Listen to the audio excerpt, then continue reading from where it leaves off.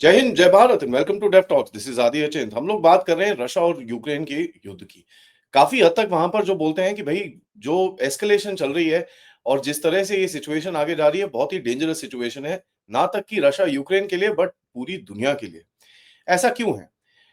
New York times के अंदर एक रिपोर्ट आती है कि बाइडेन की जो एडमिनिस्ट्रेशन है उसने यूक्रेन के ज़ेलेंस्की को ये पूरी तरह से अनुमति दी है कि रशिया के अंदर स्ट्राइक्स, उनकी जो मिसाइल्स हैं, अटैकम मिसाइल्स जिनको बोलते हैं, उसको यूज करके पूरी तरह से रशिया के अंदर अटैक करने की अनुमति खुल्लेम खुल्ला दे चुकी है। और ये अनुमति बेसिकली यूक्रेन के ज़ेलेंस्की कम से कम नहीं तो 1 डेढ़ साल से इनसे मांग रहे हैं। देखिए, ये हर 6-8 महीने में हम देखते हैं कि ये युद्ध को एस्केलेट करने की काफ़ी हद तक कोशिश की जाती है और यहाँ पर हमने देखा था पिछली बारी जब एस्केलेट करने की कोशिश की गई थी, इन्होंने F-16s लाके खड़े कर दिए थे वहाँ पर। ऑल्दो 2 आए, उसमें से 1 ठुक गया, 1 इधर-उधर कहीं छुपा बैठा है इस टाइम पे, बट इन एनी केस अगर आप ग्राउंड पे देखेंगे कि इसका कुछ ज़्यादा इम्पैक्ट हुआ नहीं है। रशिया की जो वॉर है वो काफ़ी हद तक बड़ी तेज़ी से आगे चल रही है और रशिया की तरफ से ये जो खबरें आ रही हैं, उनके जो ब्लॉगर्स हैं, उनके जो मिलिट्री एनालिस्ट हैं, वो बोलते हैं कि रशिया ने अपना अभी जो टारगेट है वो चेंज कर दिया है और ये जो नीपर रिवर जो यूक्रेन के बीचों-बीच में से निकलती है, किएव के ईस्ट में से निकलती है और नीचे सीधा ओडेसा पोर्ट तक जाती है, इसकी तरफ पूरी तरह से अभी रशियन फ़ोर्स जाके पूरे एरिया को ऑक्यूपाई करने की प्लानिंग कर रही है। और कहीं न कहीं अगर आप देखेंगे ग्राउंड मूवमेंट्स को, अगर आप देखेंगे तो आपको ये दिखता है कि रशियंस की ग्राउंड मूवमेंट जो है वो काफ़ी हद तक तेज़ हो चुकी है। तो हुआ क्या? हुआ ये कि भई न्यूयॉर्क टाइम्स में ऐसी रिपोर्ट आई कि भई अमेरिका ने ज़ेलेंस्की को पूरी तरह से अनुमति दे दी है कि आप जाके अभी रशिया के अंदर डीप स्ट्राइक कर सकते हैं। अगर ऐसा कुछ है तो रशिया की तरफ से भी जो रिस्पॉन्स आया, उन्होंने बोला कि साहब हमारी जो न्यूक्लियर डॉक्ट्रिन है हम उसको चेंज करेंगे। उन्होंने, और ये काफ़ी टाइम तक सितंबर-अक्टूबर से पुतिन साहब बोल रहे हैं कि साहब ऐसा अगर आप करोगे तो हम न्यूक्लियर वॉर के लिए तैयार आप हो जाइए और कहीं न कहीं हम इसको, ये चीज़ को टॉलरेट नहीं करेंगे। अब देखिए पिछले 5-7 दिन में रशिया ने अपनी न्यूक्लियर डॉक्ट्रिन चेंज भी कर दी है। उन्होंने बोला है कि भई कहीं पे भी अगर हमको ऐसा कोई थ्रेट दिखता है कि कहीं न कहीं हमारी सॉवरेनिटी पे, टेरिटोरियल इंटीग्रिटी पे रशिया की या बेलारूस की कहीं पे भी कोई क्रिटिकल थ्रेट हुआ, मैन्ड या अनमैन्ड, तो ये बड़ा क्लियरली उन्होंने लिखा है, मैन्ड या अनमैन्ड थ्रेट हुआ तो हम अपने आप को ऑथराइज़ करते हैं कि जिस कंट्री से ये ओरिजिन हुआ है, उसके ऊपर हम न्यूक्लियर मिसाइल दाग सकते हैं।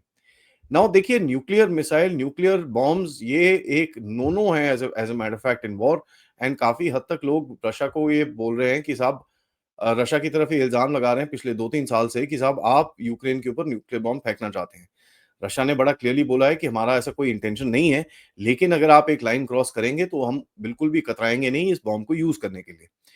तो ये अगर देखें, अगर न्यूक्लियर वेपन इस जगह पे यूज़ होता है तो यहाँ तो यूक्रेन खराब होगी होगी, लेकिन इसमें पूरी दुनिया के अंदर एक टेंशन की तरफ चीज़ें भागेगी और जो इकोनॉमी अभी धीरे-धीरे करके रिकवर होने की तरफ जा रही है, कई देशों के अंदर नहीं जा रही, ऑफ कोर्स वेस्ट के देशों के अंदर नहीं जा रही, जो भारत जैसी कंट्रीज़ हैं जिसके अंदर अभी ग्रोथ अच्छी चल रही है, ये पूरी तरह से रुक के एकदम ठप हो जाएगी।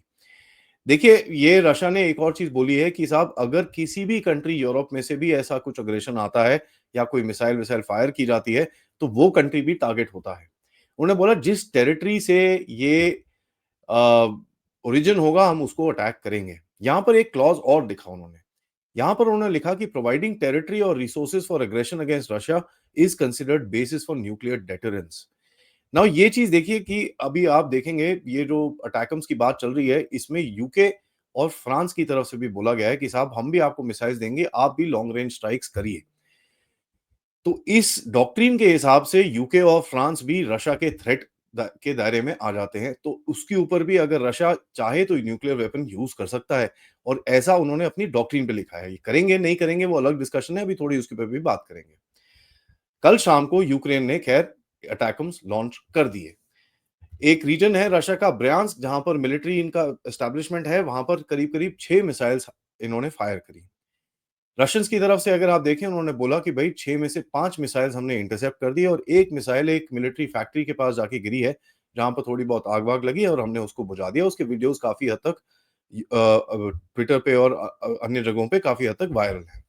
यूक्रेन की तरफ से जो बोला जा रहा है कि भैया हमारे तो पूरी तरह से सक्सेसफुल रही है स्ट्राइक और हमने एकदम ठीक कर दिया, जो भी करना था हमको कर दिया, क्योंकि कहीं न कहीं हमारे को अपनी एक्जिस्टेंस पे वो है कि भई रशिया हमको पूरी तरह से निगल जाएगा, उसके बाद आके यूरोप को ठोकेगा, और ये नैरेटिव आपको काफ़ी हद तक सुनाई दे रहा था। रशिया का ग्राउंड ऑफेंसिव तो धीरे-धीरे करके आगे चल रहा है और थोड़ा-सा स्पीड उसने पकड़ा ही है। ये सीज़न है वैसे भी ज़मीन इस टाइम पे हार्ड हो जाती है यूक्रेन के अंदर, मिट्टी-मिट्टी थोड़ी बैठ जाती है, तो टैंक्स और इनके जो आर्मर्ड व्हीकल्स है चलने के लिए थोड़ा ईज़ी रहता है और रशियंस काफ़ी हद तक काफ़ी अपने जो जो उनका ऑपरेशंस है उसको काफ़ी हद तक उन्होंने इंक्रीज़ करा है, उसकी स्पीड उन्होंने बढ़ाई है। अब देखिए कंट्रीज़ का रिएक्शन देखिए भई मोस्ट ऑफ द कंट्रीज़ का अभी तक कुछ रिएक्शन आया नहीं है, लेकिन यहाँ पर इटली की प्राइम मिनिस्टर मेलोनी की तरफ से एक रिएक्शन आया है। उन्होंने बोला कि साहब हम बिल्कुल भी अपोज़ करते हैं इस चीज़ को, कोई भी डीप स्ट्राइक रशिया की टेरिटरी में नहीं होनी चाहिए। एंड याद करिए Italy is a NATO country तो नेटो के अंदर भी ये दरारें अभी दिखनी शुरू हो चुकी हैं। कनाडा की तरफ से एक बयान आया कि हम तो पूरी तरह से इसको बैक करते हैं और यूक्रेन को अंदर रशिया के पूरी तरह से अटैक करना चाहिए। तो अगर आप देखें कि भाई ये जो गहरे राज्य के टट्टू हैं, टट्टू देश जो हैं, वो तो ऑब्वियसली पीछे पड़े हैं कि ज़ेलेंस्की आप ज़रा मारो, हम तुम्हारे साथ हैं सॉर्ट ऑफ अ थिंग। लेकिन पंगा ये है कि जब एक्चुअली टूटेगा कुछ आके किसी के ऊपर तो ज़ेलेंस्की को वहाँ पर अकेला छोड़ देंगे और उसके बाद जिस तरह से ज़ेलेंस्की बेचारा इतने टाइम से अपने देश के लिए लड़ रहा है, अपने लोगों को मरवा रहा है और किस तरह से उस देश की हालत है, उस उसके बारे में तो आपको सबको पता ही है। लेकिन मैं आपको यहाँ पर बताऊँ 2-4 चीज़ें हैं हमको जो थोड़ा कंसिडरेशन में लेनी पड़ेंगी। ऑब्वियसली एक स्ट्राइक ऑलरेडी हो चुका है, ज़्यादा इतना कुछ उसका इम्पैक्ट नहीं है। इसमें पुतिन का क्या रिएक्शन आएगा इसके बारे में ऑब्वियसली थोड़ी-सी बात करते हैं। जैसे उस दिन कर्नल रायना ने मंडे रात को हमको बताया कि पुतिन ये सोच सकता है कि साहब ये और 50-60 दिन की बात है, जितनी बेवकूफ़ी होती है सह लेते हैं, कोई फालतू में एस्केलेशन करने की ज़रूरत नहीं है क्योंकि अगर ट्रम्प आया, तो वैसे भी कुछ ना कुछ सीधा होने के चांसेज़ हैं।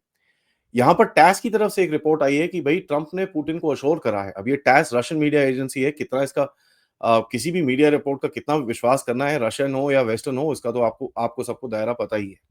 लेकिन टैस की तरफ से एक रिपोर्ट आई कि भई रशिया को एक अश्योर किया गया है कि आप अगर ये वॉर को ज़्यादा एस्केलेट नहीं करेंगे, तो हम ये वॉर रोकने के लिए जितने भी सैंक्शंस हमने आपके ऊपर लगाए हैं, उसको हम रोक देंगे। तो ऐसी भी बातें चल रही हैं। लेकिन सवाल ये बनता है कि यार बाइडेन अपने आखिरी दिनों पे ऐसा ऑर्डर क्यों देगा? और ये बड़ा ही इंटरेस्टिंग सा सवाल है क्योंकि अगर आप देखेंगे बाइडेन बाइडेन की पूरी तरह से हालत खराब हो रखी है इस टाइम पे। इनका जो भी काम-धाम है वो पूरी तरह से बंद हो रखा है और ये एडमिनिस्ट्रेशन चला कौन रहा है इसके बारे में आप खुद ही सोच लीजिए।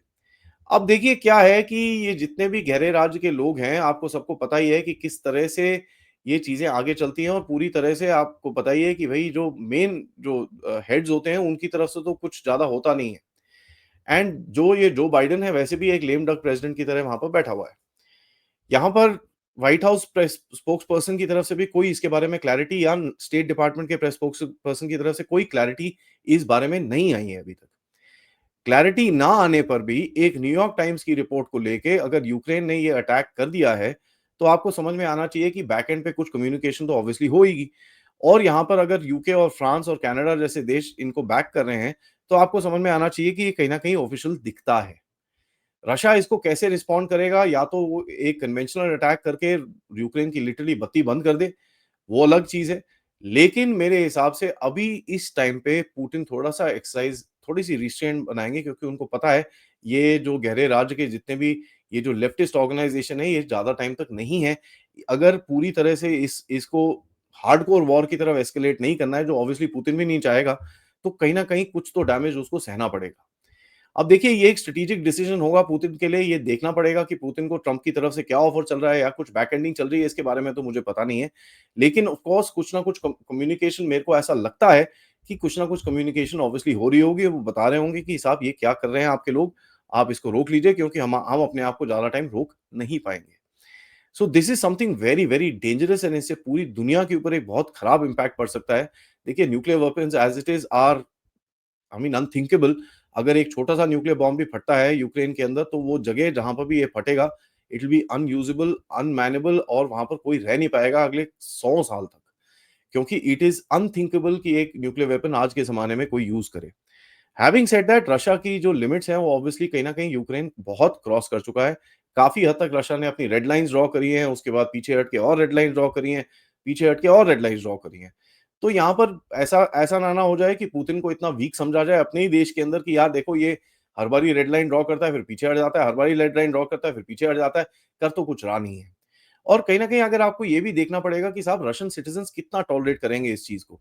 अगर आवाज़ें उठनी शुरू हो गई रशिया के अंदर से कि भई रिटेलिएट करिए आप, ये टॉलरेट नहीं होगा, So then I don't think Putin will be able to hold himself, Trump or no Trump.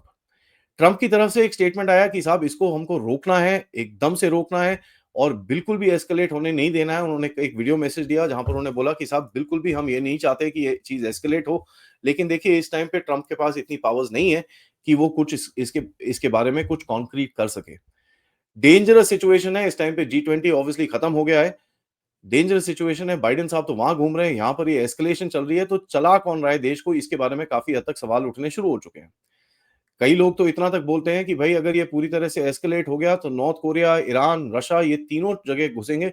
यहाँ पर देखिए मैंने आपको बड़ा क्लियरली दिखेगा मैंने चाइना का नाम नहीं लिया है कि क्योंकि कुछ चेंजेस हैं इस पूरे स्ट्रक्चर के अंदर जहाँ पर मेरे हिसाब से चाइना को बोला गया बेटा तू साइड हो जा, तेरे बस की बात नहीं है ये। लेकिन अगर आप देखें ये पूरी तरह से अगर एस्केलेट होता है, ना तक कि ये यूक्रेन वॉर को इम्पैक्ट करेगा, ये इज़राइल की जो वॉर है, ईरान के साथ या हिज़बुल्लाह के साथ जिस मर्ज़ी से आप बोलें, उसको भी इम्पैक्ट करेगा और मिडल ईस्ट के अंदर एक काफ़ी हद तक एस्केलेशन होने के चांसेस भी हैं। डेंजरस सिनेरियो है, इसके ऊपर नज़र रखेंगे, देखते हैं क्या क्या होगा इस दुनिया में आगे जाके कैसे ये सिचुएशन खुलेगी, इसके ऊपर मैं आपसे अपडेट्स करता रहूँगा। आप इस वीडियो को लाइक करिए, सब्सक्राइब करिए चैनल को अगर आपने नहीं करा है, मोस्ट इंपोर्टेंटली शेयर करिए ये वीडियोस को। आज दोपहर में मैं आपसे मिलूंगा एक सोलो लाइव के लिए जहां पर मैं आपसे जी20 में जो-जो चीजें हुई हैं उसके बारे में आपसे डिस्कशन करूंगा और रात को हम मिलेंगे पति कृतपैन जी से जहां पर हम जियोपॉलिटिक्स के बारे में थोड़ी सी और डिस्कशन करेंगे। आप लोग इस चैनल की तरफ कंट्रीब्यूट भी कर सकते हैं यूजिंग द क्यूआर कोड या फिर पेपैल या फिर सुपर स्टिकर, सुपर चैट्स के साथ। आज थोड़ी देर पहले मैंने आपके साथ एक अपडेट और किया था जहां पर भारत ने बिग टेक के ऊपर अपनी बंदूक दाग ली है और उसके ऊपर अभी गोली चलनी शुरू हो चुकी है। उसको भी देखिए, फाइंड आउट करिए क्या हुआ है। तब तक नमस्कार, जय हिंद, जय भारत।